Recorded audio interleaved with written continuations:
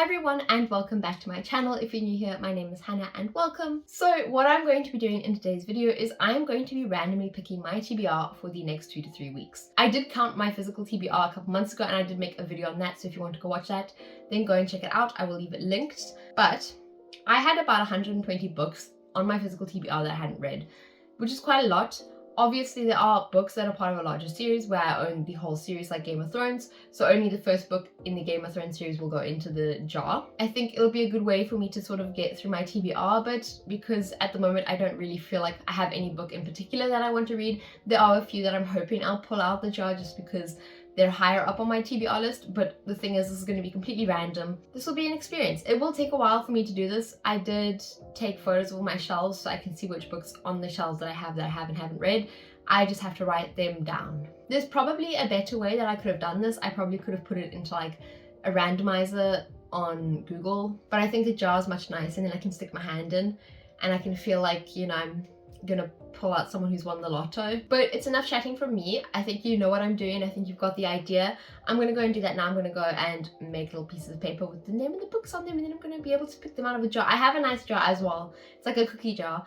I haven't opened it yet, so it's gonna be open for this video and it's gonna look really nice and it's gonna look like I bought it for this video, but I didn't.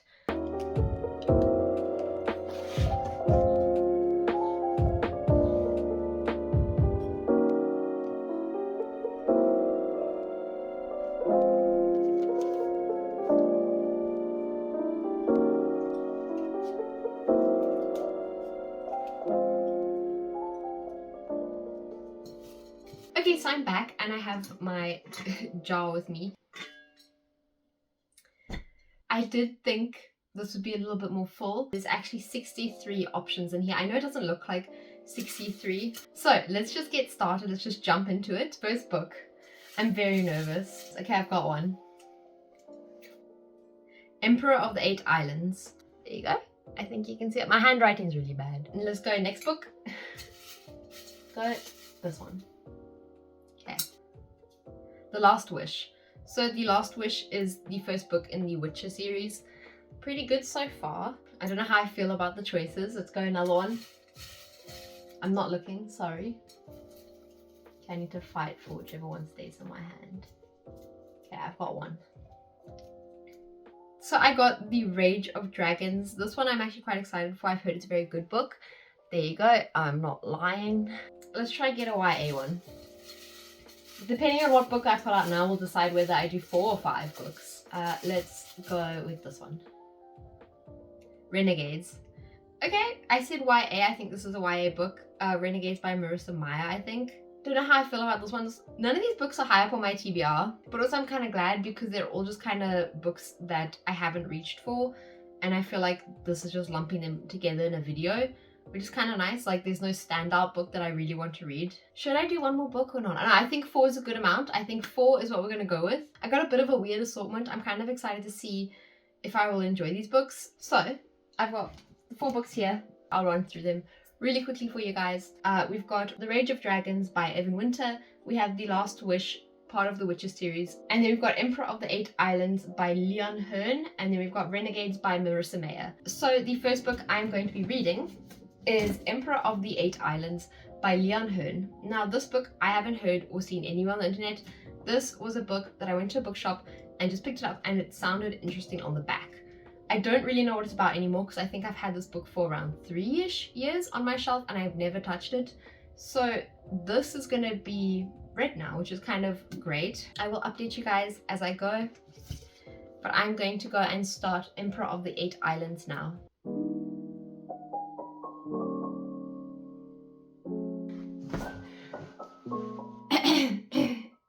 If you can't hear it, I'm sick. So I wanted to talk about this book so far. I do have some thoughts. It's really not what I was expecting. I thought this would be a bit more of like a standard high fantasy, adult fantasy novel where things move quite slowly. This is the opposite. This book is written like a crack fanfic in the sense that so much stuff has happened already. Literally the first 2 chapters, so much stuff had happened and I thought, oh, maybe it's just like this because we're setting up this really young character and we're trying to set up their background. No, it's like this the whole book. There's a lot of characters in this book. I think there's about 3 POV characters though, but there is one main character that this novel sort of focuses on. And the characters, they don't actually have that much personality though. It's almost like you're reading a tale instead of reading a book where the characters have a lot of personality. I will say this book is a bit like a fever dream. There's a lot of weird things in the magic system in this book, and that can make it kind of difficult to get into just because it's kind of odd. I will say it was very difficult to understand the politics behind this book. There are a lot of politics in this book, and the author doesn't really help you through them. So you really have to take time to remember this name is with this. This book does have a list of characters at the start, but I realized that this list of characters is actually spoilers for the whole book, which I don't like because there are some characters that haven't even been created yet, and the list of characters says who the parents are, and I'm like, that's a spoiler because they haven't even met yet. So the list of characters I can't really use, so I really have to just use the good old brain to get through this book. Yeah. That's it. That's all I wanted to tell you guys. I'm still reading it, as you can see by my bookmark sticking halfway out the book. Do I have anything to say about this book? Okay, this is me genuinely thinking. There is one character in this book though that was sort of a new POV character that we just got given, and he's sort of like in love with a child. And it is like, I'm like, ugh, this is a child and you're like a fully grown man, can you stop? I don't think the author's romanticizing it.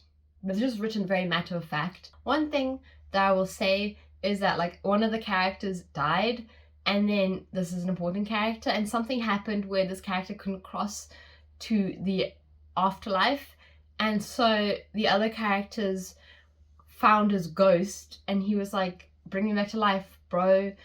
I need to do stuff. And so they were like, oh, we can do this. One of our horses is pregnant. Let's do some magic. Now you are the horse's baby and you'll be born again. But like, they're like, I don't know if it'll be like a half horse, half human, or if it'll be a human, or if it'll be like a horse, or like what will come out of the horse now, because this person's spirit is now inside that little like baby horse in the mother's stomach. I haven't gotten to that part yet. They haven't been born. He hasn't been born yet. It hasn't been born yet, but it's a bit of a fever dream, but I am enjoying it. I was trying to think of something that it could remind me of so that I could be like, it's sort of like this vibe.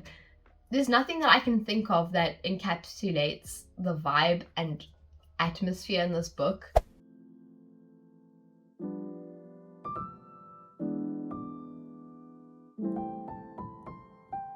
Does it look fine? That look fine. Look cool, I like how you... Worst posture ever. Yeah, you gotta think about the posture.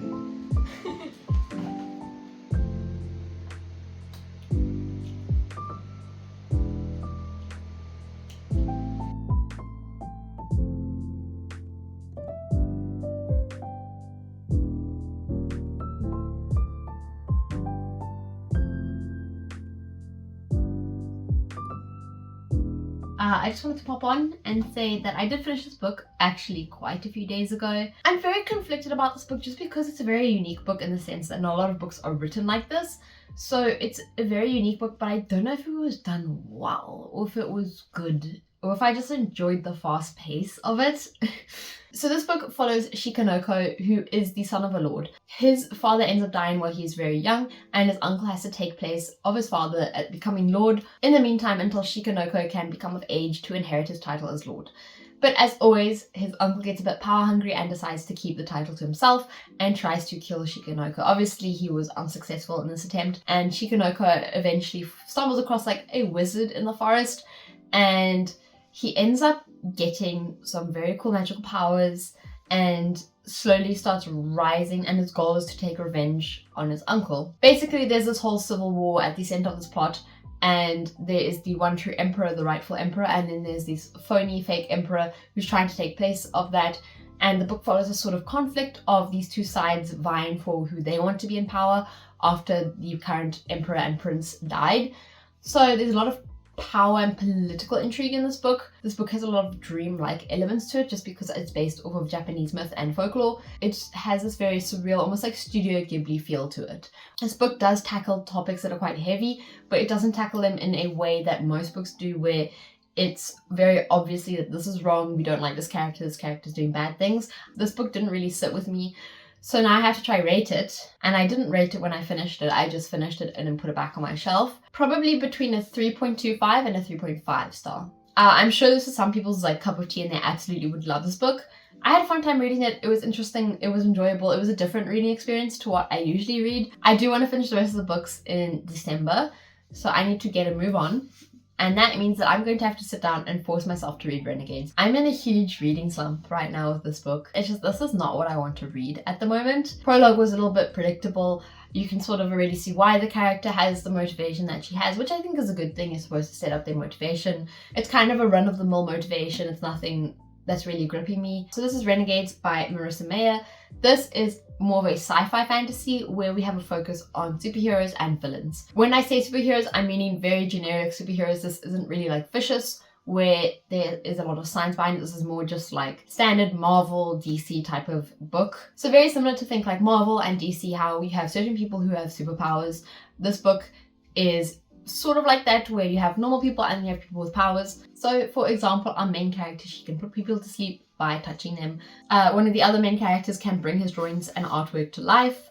We have someone who can transform into a swarm of monarch butterflies. Superhero type powers. I'm curious to see if this will impress me. I don't think it will. I think this is just going to be one of those books that I read and eventually just forget about. But anyway, I'll catch up with you guys later.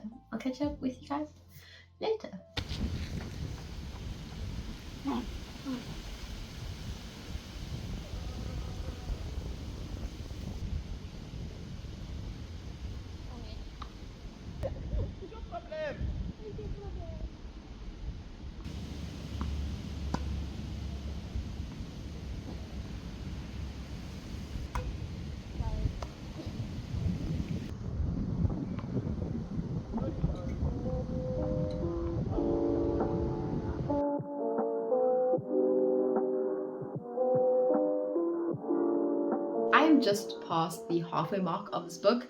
It has been very slow going. Tomorrow, I am going to force myself to finish this book. I would say I went into a bit of a reading slump. It's the new year already, and I'm still on this book. But yeah, that's actually all I wanted to say in this update. I wanted it to just be a quick touch base with you guys, let you guys know where I'm at mentally.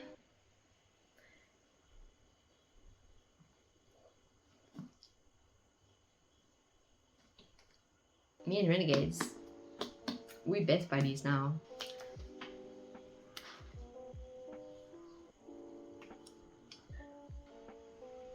I can't wink. I can only blink.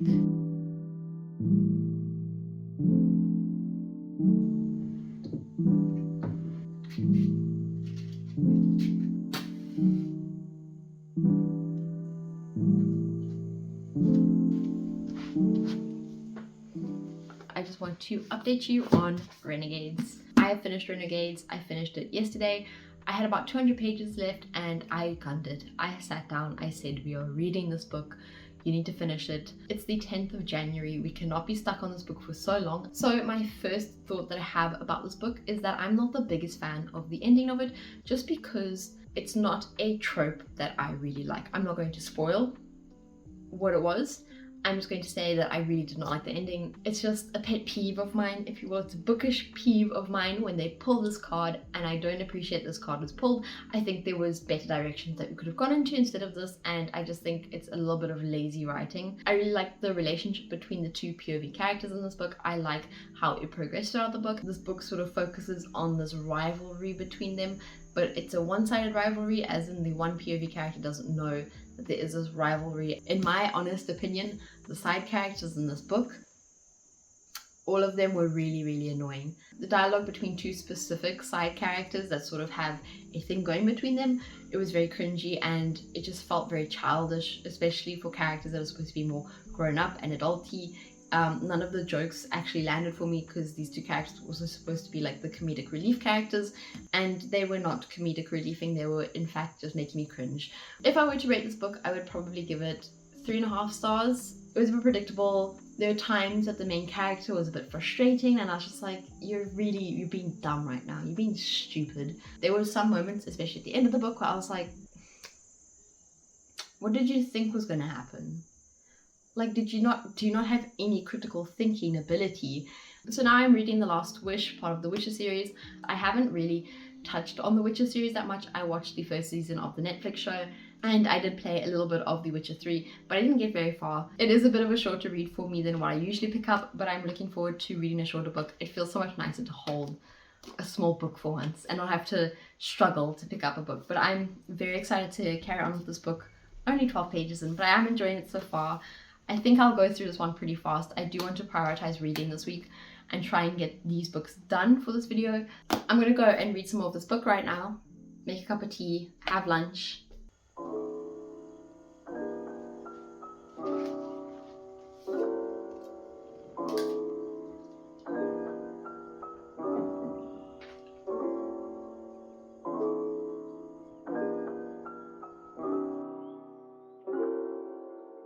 I wanted to show you guys a few things that I got recently. I just thought they're really cute and I thought you might want to see them.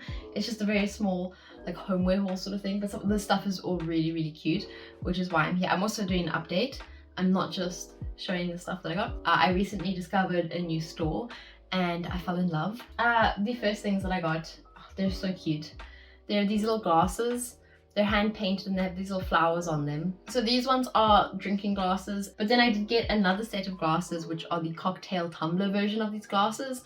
They're also so cute. I got a white and a green again, so I got 4 glasses and just 2 different styles basically. The next thing that I got is the set of glass spoons. I just love the packaging so much. This would be so great to get for someone as a gift. There's 4 spoons in here and they're made out of glass and they're like little fruit spoons.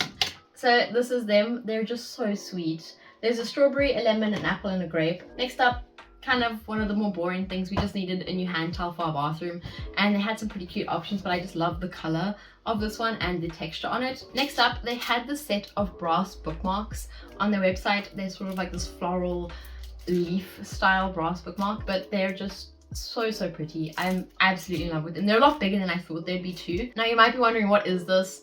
This is my favorite thing. First of all, again, appreciate the packaging. This is so beautifully packaged. This is actually a candle holder and a candle snuffer made out of brass. So this is what's in the box. The candle holder is sort of like this flower, and then the candle snuffer is also a flower, but it's got a little bird on the stem. They're made out of brass. Really good quality as well from this place, which I'm really excited about. But now onto the part that you actually care about. So I'm just doing a very quick update now. I'm actually really loving it. I didn't think I would enjoy it this much. I'm kind of flying through it. One thing that I've noticed though is that the author takes a lot of inspiration from classic fairy tales, but he adds like a dark twist to them, which is really nice, and it's very satisfying to read. So one of the short stories that I have already read draws a lot of parallels and takes a lot of inspiration from Beauty and the Beast, and it was a really nice read. It had a really satisfying twist to the end of it. And then the one I'm currently reading, I think, also draws a lot of inspiration from Snow White and the Seven Dwarfs, and that was when I realized, I was like, oh, this is too similar to Snow White. There is really good humor in this book as well. It's very dry humor. And so far, loving it. I did just want to do a quick update. And that's it for me. Anyways.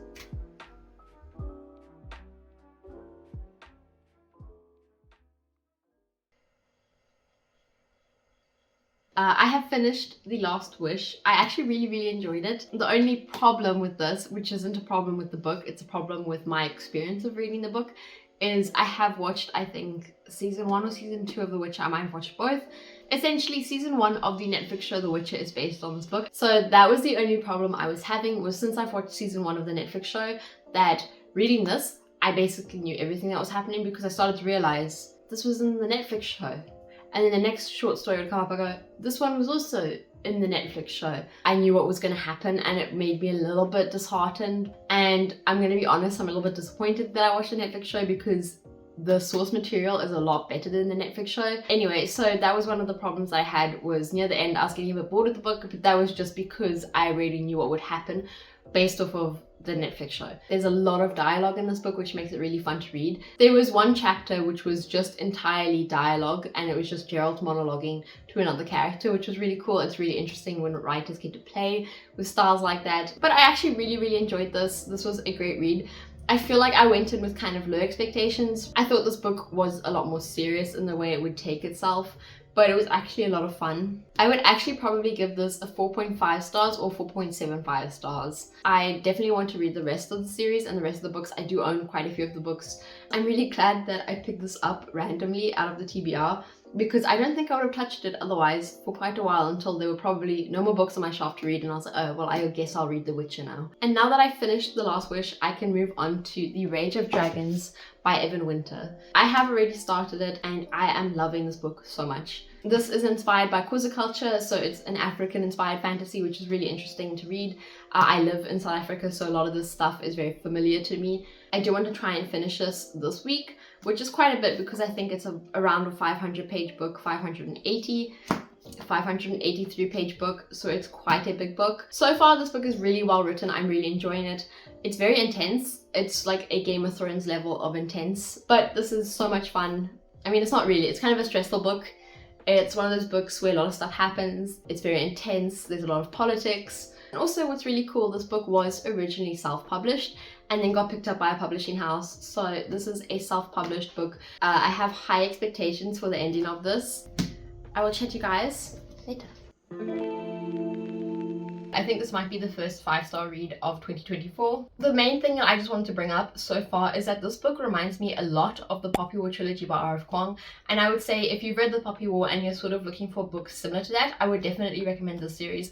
I think the main characters are super similar, the whole plot is very, very similar, and the sort of way that the main character sort of spirals downward is super similar, and they actually are very, very similar. I was surprised at how similar they are. Obviously the Poppy War does have something sort of different to this book, and this book is also very different in other aspects. These two books do focus on completely different cultures, but I would say at the core they're quite similar. This book has a revenge arc that it sort of focuses on with the main character, and it's really interesting to read. I feel like it's done really well, and it's done in a way that's super believable, and you do root for the main character a lot of the time, even though the main character is sort of grey in a sense and at times very obsessive with getting revenge. Also, another thing that I wanted to touch on is that this book does have like a military school sort of similar to the Poppy War as well, where they are training. There's a group of them and you get to see the relationships develop within this group of people that are training to join the military, and there's a lot of competition between it. There's a lot of who's going to be the best, and you get to see the characters slowly progress and get better at fighting. But with that note, this book focuses a lot on fighting, and there's a lot of pages that are dedicated to sparring and dueling and battling, so if you find those boring to read, you might be bored in this book. So far, there also feels like there's going to be a bit of a like found family in this book, which I'm really excited for. I'm hoping that the characters grow a bit closer, because it sort of has started out where the characters didn't really like each other and they sort of have begrudgingly become friends, which I really enjoy. So far, I've cried twice in this book. Cried if my eyes water and my throat hurts and I do a little sniffle, then that's me crying at the book. I don't know if I fully sobbed. I don't think any tears ran down my face, but twice in this book I did give a little sob. The first time I cried in this book while reading it was page 132, and I was like, you can't, as a book, you can't, a 500-page book, why are you making me sad within the first 200 pages? Why am I so already emotionally connected to these characters that I am now sad? I am really enjoying this book though. I think this book has a very high possibility of being the first 5-star read of 2024, and I'm excited that I got a 5-star, well possibly. I'm going to prioritize reading today and tomorrow. It's the weekend as well, so it'll be nice and easy for me to get a lot of reading done, and I will catch up with you guys tomorrow. So I have finished The Rage of Dragons finally, and all I can say is that this book is a 5 out of 5 stars for me. It was such a great read. I really enjoyed every moment of it. There are so many great things about this book, from the characters to the world building to the plot. The ending was very satisfying. I feel like everything got wrapped up really nicely, and it is a perfect setup for the next book in the series, which I'm really looking forward to reading. It had me on the edge of my seat. I was very stressed. I was very worried. There was this big plot twist which came into play, which I didn't see at all. I didn't expect it at all, and actually it took a little bit for me to understand what was happening, but it was explained really well, especially for quite a complicated and complex plot twist. This is my first 5-star read of 2024, and it's also the only 5-star read of this video so far. You guys should give this book a chance if you want to. Really great book, really amazing. You should definitely try it out. It was a lot of fun. I would highly recommend it to you guys. Just give this book a chance. Did a random TBR work for me? Now, I'll be honest, it actually was a lot more successful than I thought it was. Of the 4 books that were randomly picked, all of them I wouldn't have picked up by myself unless they were like the last options on my shelf. And 3 of them actually surpassed expectations. Renegades I had low expectations for, and those expectations were met, sadly. I would say it was actually quite successful. It was a good way for me to read books that I hadn't been planning on reading and actually use the books on my shelf a bit more. But yeah, I think that's everything for this video. So if you guys enjoyed it, then please leave a like and a subscribe. And if you want to be notified every time I upload, then turn on post notifications. If you guys want to find even more of me, you can follow me on Instagram. I'm very active on Instagram and I would love to interact with you guys over there. But yeah, that's it from me, and I'll see you guys all next week Sunday with another video. And yeah, bye guys. You know how dusty this box